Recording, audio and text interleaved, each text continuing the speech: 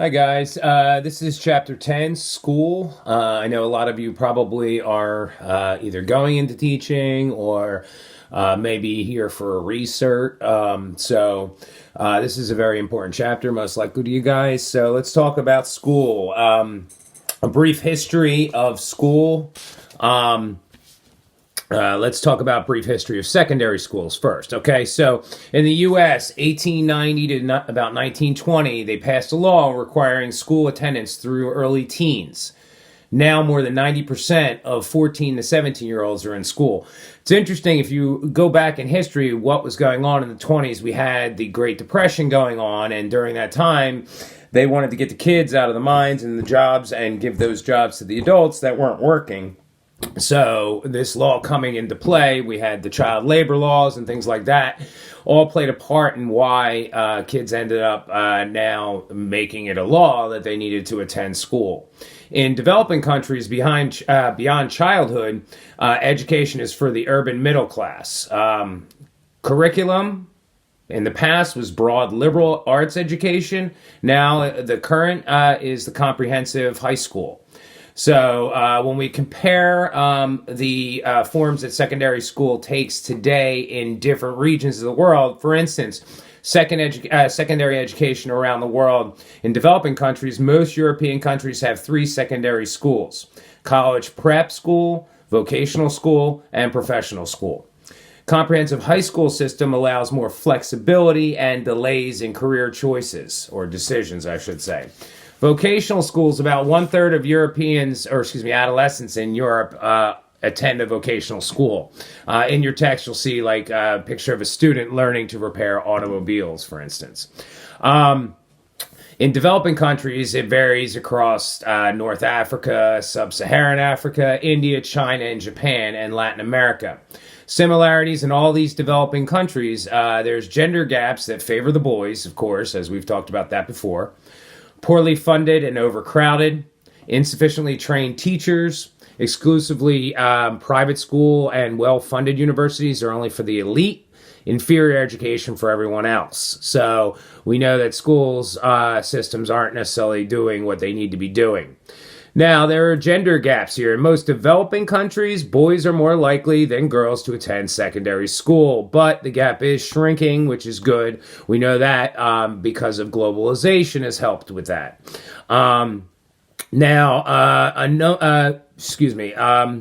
Some international comparisons here. The key influence on academic performance is countries' level of economic development.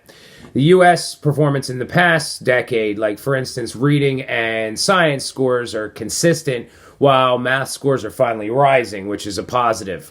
Now, when we look at characteristics of effective schools, one of the things we need to look at is size. Does size matter? Well, positive and negatives for large or small schools. So best school size would be anywhere from 500 to 1,000 students. I'm not talking class size, I'm talking school size. Best class size, scholars disagree on overall size.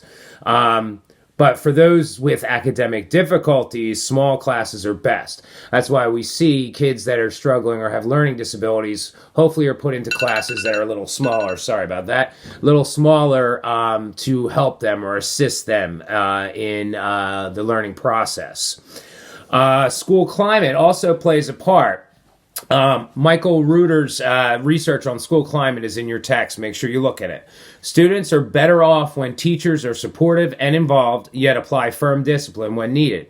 It's kind of like what parenting styles. If we remember, we talked about parenting styles, and the best being authoritative parenting, because you have high in demandingness, but also high in responsiveness. So teachers should demand of their students, but also provide as much support as possible. So that is key. Effects of favorable school climate, well, lower levels of depression in these individuals that are in these classes, a higher level of motivation or higher levels of motivation, successful teaching similar to successful parenting, like I said, and promote engagement. Very key here.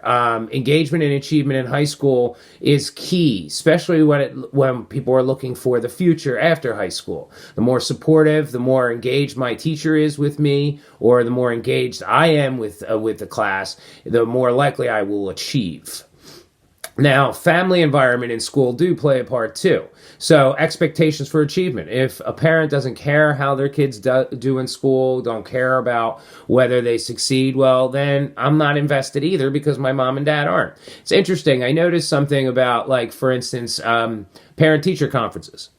In elementary school, you see parents show up. A large, let's say, a large percentage of parents will go to these parent-teacher conferences. As kids get older, you don't see as many parents showing up at parent-teacher conferences when they're in high school, for instance. It's very minimal, and that's sad because what are we showing these kids? Are we engaged in their education or are we not? Do we care whether they succeed or not? Well, it's important. Give me your opinion in the discussion section. I'm curious what you guys feel, especially if, of the students that are going to be teachers or work or are teachers now. Also, another thing that plays a part in success in school is peers, friends. So friends influence greater than that of the parents. Support and encouragement for doing well. I know when I went to school, I did better because I was competing almost with my friend who was very smart. He graduated like number 2 in my class, I think. And it pushed me to do better because for me, I wanted to compete with my friend. And that helped. Peers, big fish in a little pond effect happens. So you might have been in elementary school and been one of those popular kids. Well, when you move into a high school environment, school gets bigger, more students from different areas, and all of a sudden you're not that big wig anymore. Now you're this small fish in a big pond. And a lot of times if you're doing well, you may not want your friends to know that because, hey, I don't want them to look down upon me because I'm successful in school or I'm doing well, so I might not say things. So I don't want to be ridiculed by my buddies. Now, culture, beliefs, and school. So high school education, it's not as highly valued by America as other developed countries. They want children to be well-rounded. So it is highly valued by Asian cultures, though, absolutely. Socioeconomic status differences also. There's positive association between socioeconomic status and grades, test scores, and highest level of education completed. What makes social class so important in predicting academic achievement? Make sure you give me an answer on that one. I want to hear from everybody. Okay, so let's explain the differences in adolescents' academic performance among American ethnic groups. So, ethnic differences. Performance ratings. Number 1, we'll talk Asian Americans. So there's strong emphasis on educational achievement. They believe success is due to effort. They're more likely to have academically oriented friends. White, African American, and Latinos are more likely to live in poverty, let me reword that. African American and Latinos, more likely to live in poverty. They believe can succeed in career without academic achievement. In a lot of cases, they may have lower economics, so in turn, they need to go to work. So they may work more time than allotted or that they should, and that can affect their academic achievement. They may work because they need to help the family. That's reality, and let's be realistic here. School is important, but so is survival. And if they need to work to help provide for their family, then that's what needs to happen. And it's sad, but then what gets sacrificed a lot of times is time on homework, time at school, things like that. Now let's look at gender differences. Girls achieve higher grades than boys do and are more likely to drop out, or less likely to drop out, I should say. Reason for the difference? Well, girls enjoy school environment more than boys do. Girls have more supportive relationships. So girls tend to perform better academically than boys at all levels. Adolescent girls are more likely to feel supported by their parents, by the teachers and administrators. Boys tend to do less homework, watch more TV, and read fewer books. So do you think, or I should say, what hypothesis would you propose to explain why boys generally do worse than girls academically from grade school through adolescence? Do you think gender stereotypes or roles come into play here. It's interesting. Teachers don't even realize this, but they do teach differently based on gender. They do teach differences based on biases, even if they don't know they have the biases. Subconsciously, it can happen. Teachers can do that. It's pretty weird, but it does happen. So, qualities of gifted adolescents, extremes of achievement. Gifted adolescents, characteristics. They have independence, drive for mastery, excellence in information processing. A lot of times, gifted students get to attend advanced placement classes. Some of you might have. So these AP classes. Sometimes they can be socially isolated in regular classrooms, and because, hey, that's the smart one, maybe people don't want to engage with them, which is sad. Now, these AP classes, many American high school students have advanced placement classes for high-achieving students. Here, adolescents, or you'll see in your text, there's an adolescence in an AP class, actually. Now let's look at individual differences. There's also, or let me reword that. Let's talk about extremes of achievements. So on the one hand, we talked at gifted adolescents. Let's talk about adolescents with disabilities, learning disabilities, for instance. Difficulties can be in reading, written language, and math. Often are correlated with social and emotional difficulties. One of which is one of these difficulties or disabilities is ADHD. Attention deficit hyperactivity disorder. It's more common in boys than girls. They usually prescribe medication, but the best way to treat ADHD and many other psychiatric issues, for instance, would be with medication along with some form of therapy. So that's key, important to know. Now, on the other hand, we talked about achievement in school. Let's talk about dropout. So high school dropouts, there are ethnic differences in dropout rates. And if you remember correctly, I was talking about lower socioeconomic status and needing to work because, hey, they need to help support the family or help with the bills for the family. Well, that can also be a reason for dropout.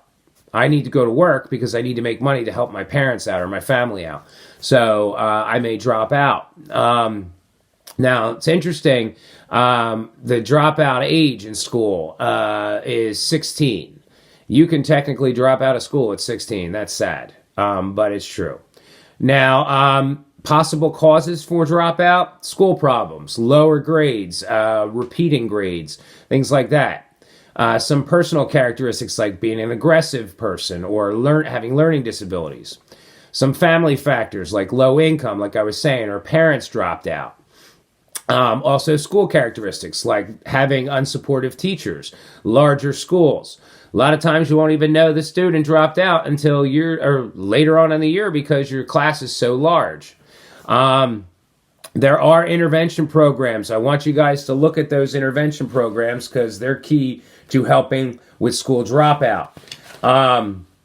But again, sorry, I'm just trying to get my things together here. My notes, I should say. Okay. Okay. Okay. Moving right along. College and universities. Now we're past high school times. Things have changed. We're going into college now. Now, it's interesting, the historical trend in college educational participation in the U.S. and current variations by ethnic groups and gender. So, characteristics of college students. 70% of U.S. high school graduates attend college. Females are more likely than males to attend college. Asian Americans are the most likely ethnic group to attend college. There's also gender differences in choosing majors. Currently, it takes 5 to 6 years to obtain a 4-year degree a lot of times. One, because people have to work and they're not taking as many courses. Programs may be higher credits, things like that. Or people just aren't moving as quick as they need to. Gender differences in postgraduate degrees. The proportion of women in fields such as medicine and law increased dramatically since the 1970s. Now, possible reasons for these changes, make sure you look at, because they may be on your exam. Excuse me. Educational success in college. There are factors that contribute to college retention and dropout.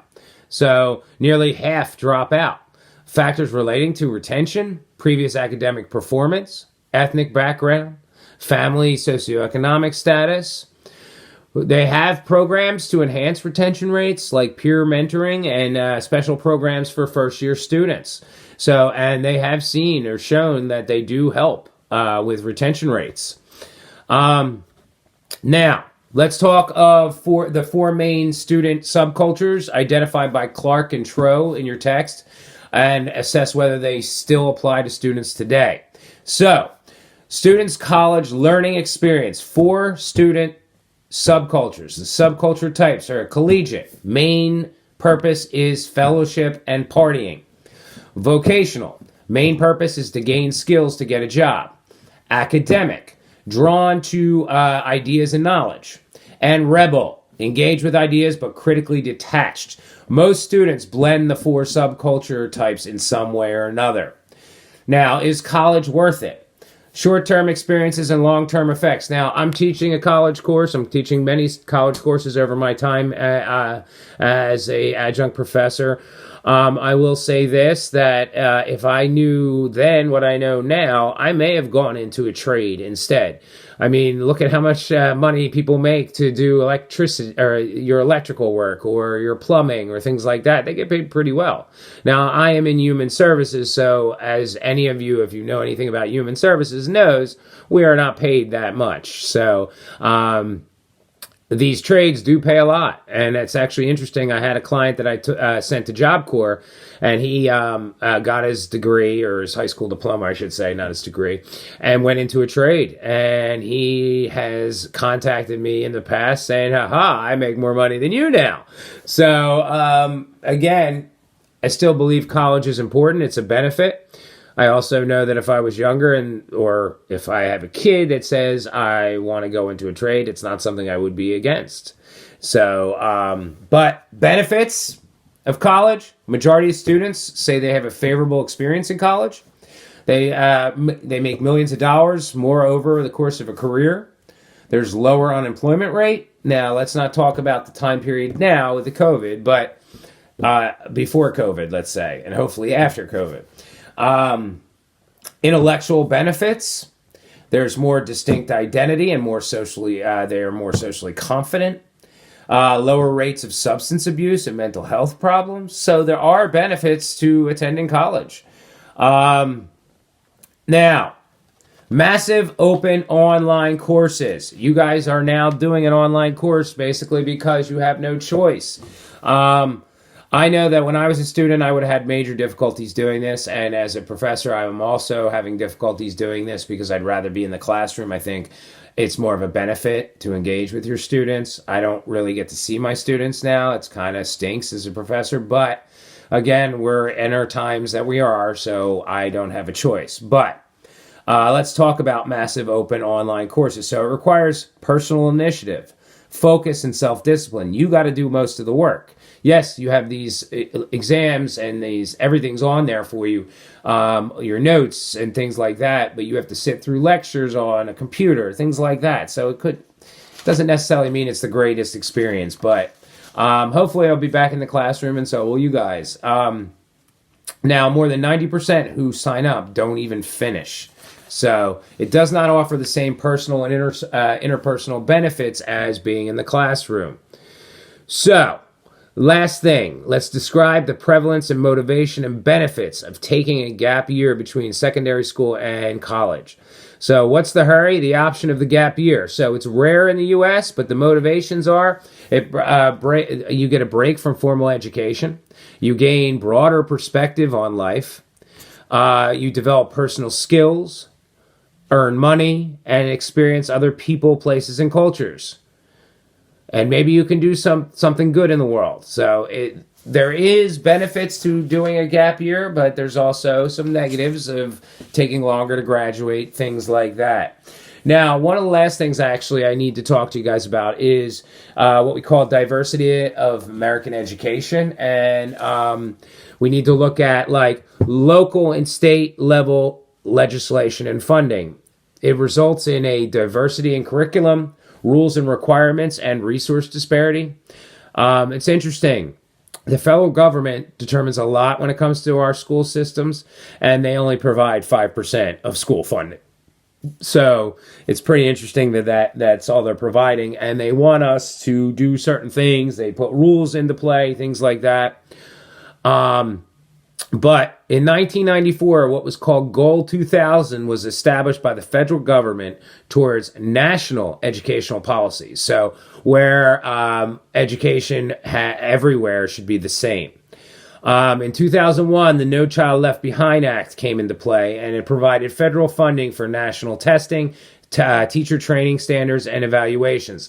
This is why we have those tests that the students must pass to move on.